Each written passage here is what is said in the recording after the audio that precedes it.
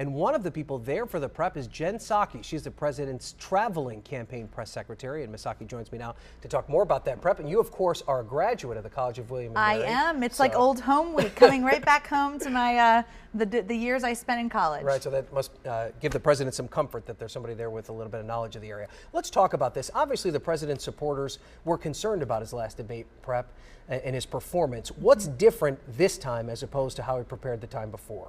Well, the president's his own harshest critic. He spent some time reviewing the tapes from the last debate, making his own evaluations of what he could have done better. And I've spent a little time with him over the past couple days. He's energized, he's excited, he's focused, and he's really ready for the debate tomorrow. Do you think that the bigger question for folks watching is going to be demeanor and the way he comes across on camera, or is it going to be the facts and the issues and the policies that are raised tomorrow night? Well, we think the American people, the people in Virginia watching at home, are pretty smart, and they're looking for the person who's going to be a better commander-in-chief, a better fighter for them and what they care about for the next 4 years in the White House. But we also know they're looking for how the candidates are interacting with the audience, and this is a little different from last week because they're audience members who will be asking the questions, and the candidates will have the opportunity to go back and forth with them. So it's a little bit of both. But I will tell you that the president learned from the last experience that when Mitt Romney's out there and he's walking away from the facts about his severely conservative record, the president's going to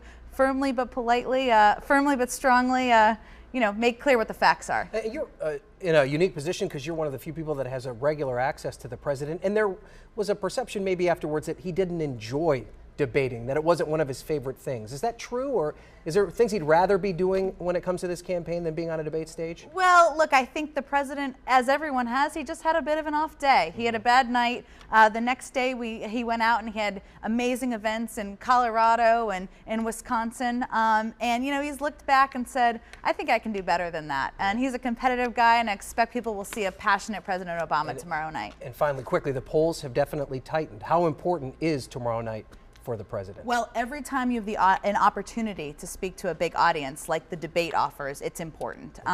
We know people have already started voting in some states across the country. The registration deadline is, of course, today in Virginia. So there's many opportunities to communicate. It's important. It's not the only factor, but certainly he's focused on having a good night tomorrow night. Jen Psaki, thank you so much for joining us. We appreciate you being here. Absolutely, my pleasure.